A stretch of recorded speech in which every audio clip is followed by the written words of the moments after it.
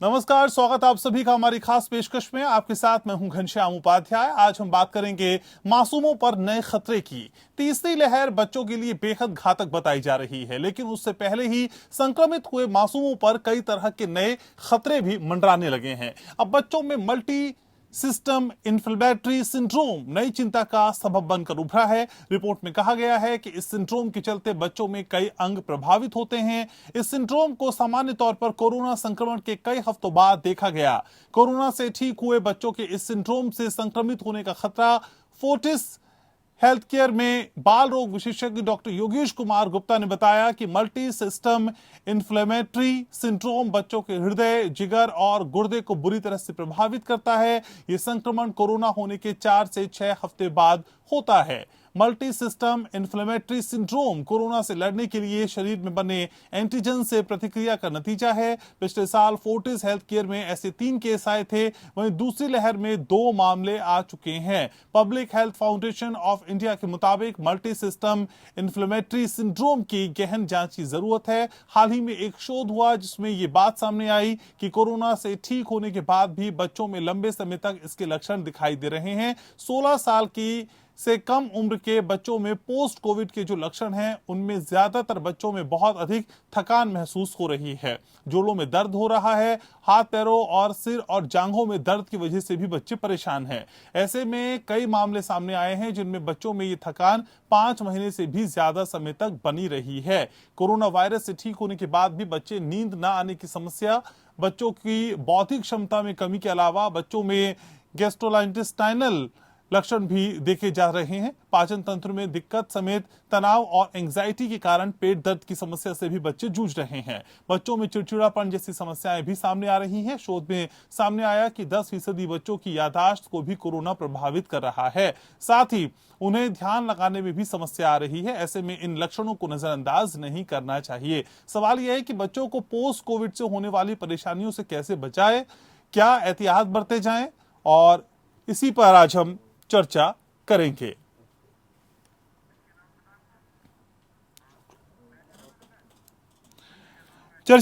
समझने की कोशिश करेंगे इस सिंड्रोम को। मेरे साथ 2 खास मेहमान जुड़ रहे हैं, परिचय में आपका करा दूं। मेरे साथ जुड़ रहे हैं डॉक्टर राजीव रंजन, बाल रोग विशेषज्ञ हैं। डॉक्टर के पांडे भी मेरे साथ जुड़ रहे हैं। आप दोनों ही बाल रोग विशेषज्ञ हैं। बहुत बहुत स्वागत आपका।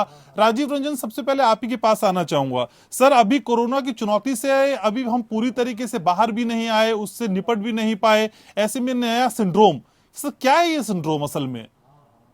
जी, ये मल्टी सिस्टम इन्फ्लेमेटरी सिंड्रोम है जो मैं भी दिखाई पड़ रहा है। हाँ, इसकी संख्या कम है पर पेशेंट आ रहे हैं, और खास करके हम देख रहे हैं 7 साल से लेकर के 18 साल के बीच में बच्चों को ऐसा हो रहा है, जिसमें कुछ खास लक्षण दिखाई पड़ते हैं। हल्का बुखार, पेट दर्द, उल्टियाँ, बेचैनी, और बच्चे लेथार्जिक फील करते हैं। और इन सबको हमें लाइटली नहीं लेना है। अभिभावकों से मेरा अनुरोध है कि जैसे ही ऐसे कुछ लक्षण दिखाए तो आप नियमित रूप से अपने चिकित्सक के संपर्क में रहें, और जो रिक्वायर्ड जांच है जिससे हम इन MIS-C को पकड़ सकते हैं और उसकी उचित उपचार कर सकते हैं। डॉक्टर पांडे, असल में जो मल्टी सिस्टम इन्फ्लेमेटरी सिंड्रोम है, इसको हम पहचान कैसे सकते हैं सर? किसी भी बच्चे में इस सिंड्रोम की एंट्री हो गई है, वो इससे परेशान है, सर इसकी पहचान हो कैसे पाएगी? सिम्टम्स ये होते हैं कि ये तो शरीर पहली चीज, लेकिन जो कोविड में सिम्टम्स नहीं होते वो मैं आपको बता रहा हूँ कि लिम्फ नोड में स्वेलिंग हो सकती है, गांठों में स्वेलिंग हो सकती है, हाथ पैर में सूजन हो सकती है, रैशेस पूरी बॉडी में हो सकते हैं, दाने हो सकते हैं या लाल रंग के चकत्ते हो सकते हैं, बहुत ज्यादा कमजोरी महसूस हो सकती है, और बहुत सारे मतलब ये सिस्टम पे डिपेंड करेगा कि कौन से सिस्टम में असर है, क्योंकि ये मल्टी सिस्टम का मतलब होता है शरीर के किसी भी अंग को असर कर सकता है। इसके अलावा आंखें लाल हो सकती हैं, कमजोरी बहुत होगी, पेट में दर्द हो सकता है, लेकिन ये 2-3 प्रॉब्लम जो मैंने बताई है ये ज्यादा होते हैं, जैसे पैरों में सूजन या हाथ में सूजन, ये कोविड में नॉर्मली नहीं होता है। रेड आइज वगैरह बाकी चीजें तो होती है, और दूसरी चीज ये बीमारी से ठीक होने के 2 से 6 हफ्ते बाद शुरू होता है, और बहुत ज्यादा बीमार पड़ेगा। इसमें ये सिम्टम्स इसके ये होते हैं। ठीक है, मतलब बेसिकली पेरेंट्स को देखिए सावधान रहना है। जी। अगर उनको कुछ भी असाधारण दिखता है बच्चे में, तुरंत डॉक्टर को कांटेक्ट करें, अपने पीडियाट्रिशियन को कांटेक्ट करें, या जो भी पास में बड़ा हॉस्पिटल है उसको कांटेक्ट करें, उसको इग्नोर ना करें, ये सबसे जरूरी है। जी ठीक है। तो डॉक्टर राजीव रंजन, असल में क्या इसे हम किसी एज ग्रुप में बांट सकते हैं कि इस एज ग्रुप के बच्चों में इस तरह की दिक्कतें ज्यादा देख पा रहे हैं हम? जैसे मैंने आपको बताया था कि ये 5 साल से छोटे बच्चों में अभी कम है, न कितना। बट अगर हम 5 साल से 18 साल के बीच में देखें तो मैंने खुद ही बहुत ऐसे पेशेंट को भी देखा है और वो इलाज के बाद अब ठीक भी हो गए। तो ऐसे नंबर आ रहे हैं। खास करके मैं देख रहा हूँ कि दक्षिण भारत में इसके केसेस ज्यादा है, जहाँ बच्चों को MIS-C के सिम्टम्स ज्यादा देखे गए। अब क्योंकि अब हम नॉर्थ इंडिया में अगर देखें, दिल्ली NCR में हम रिकवर कर रहे हैं, हम पीक के बाद अब हमारे केसेस काफी कम हो रहा है। तो अब खास करके जो अगर हम देखें पिछले 15-20 दिनों में ऐसे पेशेंट आने लगे जिनको हल्का बुखार या पैरों में सूजन या जो भी सिम्टम्स डॉक्टर के पास ने बताए, ये सारे सिम्टम्स के साथ बच्चे आने लगे। लगभग सभी चिकित्सकों के पास इसकी संख्या 2 से 5 के करीब जरूर है। जी ठीक है सर, आप मेरे साथ रहिए। डॉक्टर के पांडे भी हैं। पांडे सर, असल में क्या कोरोना के बाद ही इस तरह की दिक्कतें बच्चों में आ रही हैं, या कुछ बच्चों में कोरोना के दौरान या फिर कोरोना से पहले भी इस तरह की दिक्कतें देखी गई हैं? नहीं, नॉर्मली ये जो पाया गया है कोरोना के 2 से 6 हफ्ते के बाद होता है। कोरोना के दौरान अलग सिम्टम्स होते हैं, ये सिम्टम्स नहीं हो रहे हैं। मैं आपको एक स्टडी, देखिए ये इंडिया में नया है लेकिन USA में इसके काफी डाटा मतलब पब्लिश्ड हैं, और वो मैं आपको बताना चाहूंगा। देखिए USA में शुरू में जब हुआ था दिसंबर तक बहुत कम केसेज आए थे, लेकिन दिसंबर के बाद जो है बहुत ज्यादा केसेज आए हैं। मैं आपको एक स्टडी के बारे में बताना चाहूंगा। इसमें 48 स्टेट्स, 48 जो राज्य हैं अमेरिका के, उसमें 2060 केसेज आए थे और उसमें से 30 बच्चों की मौत हो गई थी। खास बात यह है कि उसमें मीडियन एज, अभी आप एज पूछ रहे थे, तो उनमें जो एवरेज एज थी बच्चों की करीब 9 साल तक थी। दूसरी चीज ये थी कि न्यूबॉर्न बच्चे से लेकर के, मतलब 1 महीने के बच्चे से लेकर के और 20 साल तक के बच्चे इसमें इन्वॉल्व थे। खास बात यह है कि ये जो बच्चे होते हैं इसमें 60% को ICU केयर की जरूरत होती है। अच्छा। और इसमें हार्ट भी बहुत ज्यादा असर करता है। मैं बताना चाहूंगा कि हार्ट की जो मसल्स हैं इसमें कमजोर हो जाती हैं, और ये पाया गया था। एक बीमारी होती है कार्डियोमायोपैथी, जिसमें हार्ट की जो मसल होती है, देखिए हार्ट का जो मसल्स होती है ना, पंप की तरह हार्ट काम करता है। जब हार्ट पंप करता है ब्लड को, तो शरीर के हर अंग में ब्लड वहां से जाता है। लेकिन इसमें क्या होता है, जो मसल्स होती हैं हार्ट की कमजोर हो जाती हैं, तो एक तरह से पंप की ताकत कमजोर हो गई, तो उसमें पंप नहीं कर पाता और इस वजह से प्रॉब्लम शुरू हो जाती है। इसमें मैं बताना चाहूंगा कि इतनी ज्यादा इसमें दिक्कत होती है कि एक बच्चे को अमेरिका में टेम्पोररी पेस मेकर भी लगाना पड़ा था। 15 साल का जो बच्चा था उसमें। आप ये समझ ले कितनी खतरनाक बीमारी है। जी, तो ये बीमारी बेहद खतरनाक है। और जिस तरीके से डॉक्टर रंजन अभी सर ने दिल की बात बताई, हृदय की बात बताई, तो क्या दिल के अलावा और दूसरे अंग भी हैं जो बच्चों पर असर डाल सकते हैं? क्या ये भी देखने को आया? कौन कौन से पार्ट्स हैं असल में बॉडी के जो ज्यादा इफेक्टेड होते हैं सर? जैसे डॉक्टर के पांडे ने बताया, इसमें हार्ट, लंग्स मुख्य इन्वॉल्व होते हैं और इन दोनों ही ऑर्गन्स के बहुत वाइटल में आपको इसकी समुचित जांच होती है। और इसमें अगर बच्चा PICU में आता है, इसमें इम्यूनोग्लोबुलिन का इस्तेमाल किया जाता है, जिसके द्वारा हम इस पे काबू पाते हैं और साथ में जो भी उनके कॉम्प्लिकेशन होते हैं ट्रीटमेंट होती है। बट मुख्यतः इसमें लंग्स और हार्ट ज्यादा इन्वॉल्व है। लेकिन सर किस तरह की वेस्कुलर डिजीज भी होती है, वेस्कुलर डिजीज भी होती है, जिसके लिए मैं एंटीकोगुलेशन की थेरेपी भी दी जाती है। लेकिन डॉक्टर रंजन, इस सिंड्रोम की वजह क्या है असल में? क्या एंटीजन बॉडी बन जाना किसी भी बच्चे में, उसके बाद का ये रिएक्शन है? इसको समझे कैसे, इसकी उत्पत्ति कैसे हुई सर? ऐसा देखा जा रहा है कि जितने बच्चों में ऐसे सिंड्रोम आ रहे हैं, इनमें एंटीबॉडीज होती हैं कोविड की, तो ये पोस्ट कोविड कॉम्प्लिकेशंस में हम इसको लेके चलते हैं। तो ये ज्यादातर देखा गया है, लगभग सभी केसेस में ये पोस्ट कोविड कॉम्प्लिकेशन, इन सभी बच्चों में कोविड के एंटीबॉडीज पाए गए। तो डॉक्टर पांडे, असल में अभी जब हम इतनी बड़ी समस्या से जूझ ही रहे हैं, थर्ड वेव को कहा जा रहा है कि बच्चों के लिए काफी नुकसान दे सकती है, बच्चों पे असर हो सकता है, ऐसे में इस सिंड्रोम का भी आना और इसकी चर्चा करना सर, ये कितना बड़ा चैलेंज दिखाई देता है? देखिए, ये सिंड्रोम इतना कॉमन नहीं है, क्योंकि देखिए लाखों लोगों में बहुत कम बच्चों में होता है। ओके। हर बच्चे को नहीं हो जाएगा, और नॉर्मली 2 हफ्ते से 6 हफ्ते के बाद होता है। तो इससे इतना ज्यादा पैनिक होने की जरूरत नहीं है, क्योंकि हर बच्चे को नहीं हो जाएगा। बच्चों में बहुत माइल्ड सिम्टम्स होते हैं, लेकिन तैयारी करना जरूरी है। पेरेंट्स में अवेयरनेस करना जरूरी है, जैसे आप लोग कर रहे हैं, ताकि पेरेंट्स को ये लगे भाई मेरा बच्चा कोविड से ठीक हो गया और अब बीमार नहीं पड़ेगा। तो ऐसा नहीं है।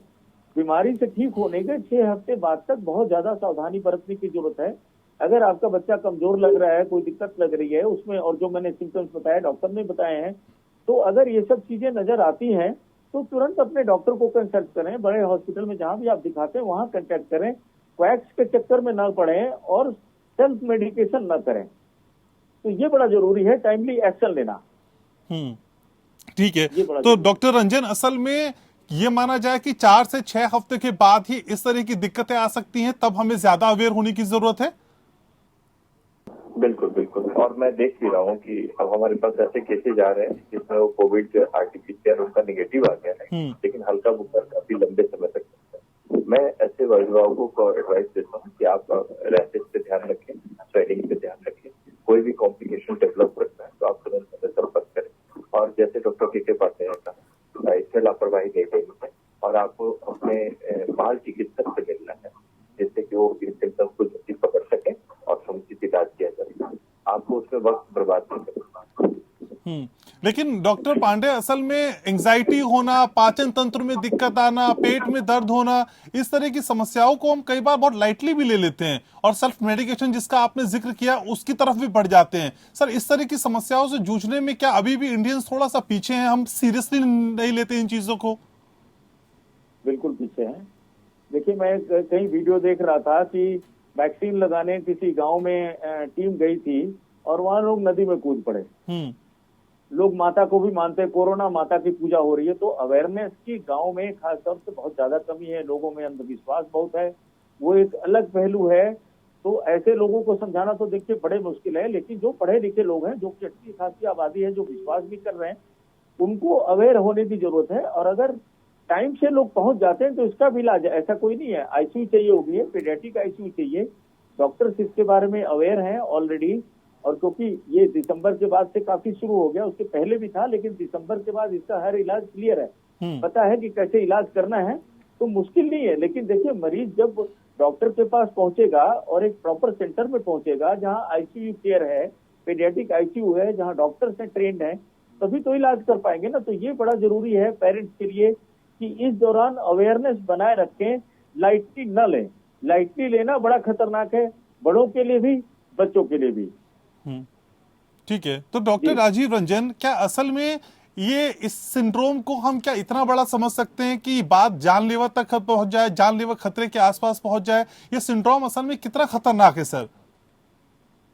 सिम्टम जैसे ध्यान रखने की तो बात है, लेकिन अगर जैसे हार्ट इन्वॉल्व होता है, कार्डियोमायोपैथी होता है, तो जानलेवा साबित हो सकती है। तो वहां पे आपको पीआईसीयू केयर की जरूरत पड़ेगी। जैसे कि पहले अगर ऑब्जर्व करना है, अभिभावकों को देखना है कि क्या क्या सिम्टम्स डेवलप करना है, अपने चिकित्सक से सलाह लें।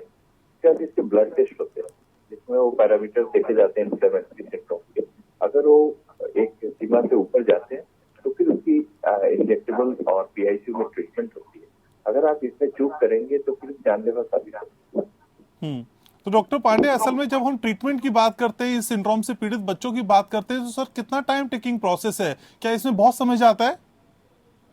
ये डिपेंड करता है कि कितना जल्दी आता है। कई बच्चे 5 से 7 दिन में ठीक हो जाते हैं, कई बार उससे ज्यादा भी लेते हैं। क्योंकि जितना जल्दी आते हैं, देखिए इसमें स्टेरॉइड दिए जाते हैं, इम्यूनोग्लोबुलिन दी जाती हैं और ब्लड थिनर्स वगैरह भी देना पड़ता है। तो वो तो बाद में भी देना पड़ सकता है, लेकिन अगर टाइम से आ जाते हैं तो 5 से 7 दिन में आउट ऑफ डेंजर हो जाते हैं, रिस्क उनका खत्म हो जाता है। दवा उस पर डिपेंड करता है, रिपोर्ट्स पे और बाकी जो मार्कर्स होते हैं, ब्लड टेस्ट वगैरह पे डिपेंड करता है कि कितने दिन दवा चलेगी। लेकिन बहुत दिन नहीं लगता है, बच्चे जल्दी से कंट्रोल में आ जाते हैं।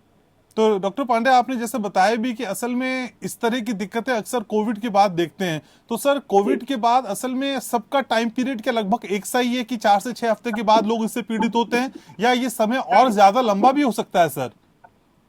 2 से 6 हफ्ते, 2 से 6 हफ्ते, 4 से 6 हफ्ते नहीं, 2 से 6 ओके। हफ्ते में पाए गए हैं। 2 हम्म। हफ्ते बाद भी केसेस मिले हैं, और 6 हफ्ते के बाद अभी इतने केसेस मिले नहीं है, मतलब रेयर, कहीं रिपोर्टेड तो नहीं है। हम्म। तो मुझे लग रहा है उसके बाद रेयर है, क्योंकि मैंने कोई ऐसा नहीं देखा, कोई रिपोर्ट भी नहीं देखी, कोई पब्लिश पेपर भी नहीं देखा ऐसा कि 6 हफ्ते के बाद है। तो ज्यादा ठीक होने के 6 हफ्ते बाद तक सावधानी बरते, 2 हफ्ते से 6 हफ्ते के बीच में बच्चों को बेसिक प्रिकॉशन लें, न्यूट्रिशन का ध्यान रखें, उनके जगह में सोने का ध्यान रखें, स्क्रीन टाइम लिमिट करें, उनको न्यूट्रिशियस फूड दें, जंक फूड न दें। ये छोटी छोटी बातें जो हैं वो बताना चाहूंगा। दूसरा एक चीज आप अभी पूछ रहे थे कि कितनी मौतें, कितना रिस्की है। देखिए, अमेरिका की स्टडी है जिसमें 2060 केसेज हुए थे और उसमें 30 बच्चे मर गए थे जी। तो 2060 में 30 बच्चे मर गए, और 60% बच्चों को आईसीयू की जरूरत पड़ती है। तो सीरियस तो बीमारी बहुत है, लेकिन अगर टाइमली लोग पहुंच जाते हैं तो बचाया भी जा सकता है, क्योंकि दवाएं इसकी अवेलेबल हैं, ट्रीटमेंट सारा पता है डॉक्टर्स को। अच्छे सेंटर्स में जाएंगे तो वहां पे इलाज संभव है। कोई ऐसी डरने घबराने की जरूरत नहीं है, सावधान रहने की जरूरत है, जो आप लोग ऑलरेडी करना शुरू कर चुके हैं। ठीक है। लेकिन डॉक्टर राजीव रंजन, कोविड के बाद असल में वो कौन कौन सी सावधानियां हैं जो बच्चों को लेके हर पेरेंट्स को बरतनी चाहिए? वो सावधानियां कौन कौन सी हैं सर, जो आप हमारे व्यूअर से शेयर करना चाहें? कोविड अगर बच्चों को हो गया है तो उसके पोस्ट कोविड के लिए, जैसा डॉक्टर पांडे ने कहा है कि हमें स्क्रीन टाइम लिमिट करना है, बच्चे की एक्टिविटी पे ध्यान देना है, उसे प्रोटीन रिच डाइट की, वेजिटेबल्स को इंक्लूड कीजिए, और हाइड्रेशन की बहुत अच्छी जरूरत होती है। हमें पानी की मात्रा समुचित मात्रा में देनी चाहिए, और सारे सिम्टम्स जो हमने अब तक डिस्कस किए हैं उन सभी पे ध्यान रखना है, कम से कम 1 से 1.5 महीने तक। अगर 1.5 महीने के बाद भी कोई सिम्टम्स नहीं आते हैं तो आप समझ सकते हैं कि आपका बच्चा कोविड मुक्त है। ठीक है। तो डॉक्टर पांडे, असल में इस तरह की दिक्कत जिसका हम यहाँ पे बात कर रहे हैं, जिसकी चर्चा कर रहे हैं, जिक्र कर रहे हैं सर, इसकी वजह क्या है? असल में इस तरह के सिंड्रोम की बेसिक वजह क्या दिखाई देती है? एहतियात की बात हमने की, जिम्मेदारी की बात हमने की, लेकिन सर इसकी उत्पत्ति की वजह क्या है? आखिर ऐसा क्यों हो जाता है? देखिए, अभी तक इसका कारण नहीं पता है। अच्छा। कई सारी थ्योरीज की गई हैं। ये कहा गया, जैसे मान लीजिए कोई वायरस आपके ऊपर अटैक करता है, हमारे ऊपर करता है, या किसी के ऊपर करता है, तो उसका इम्यून सिस्टम जो होता है, उसका रक्षा जो प्रणाली है शरीर की, डिफेंस मैकेनिज्म है, उसको रोकने की कोशिश करती है। इसको बोला जाता है इम्यून रिएक्शन। तो वो इम्यून रिएक्शन जो होता है वो डिपेंड करता है कि कैसे रिएक्ट करता है।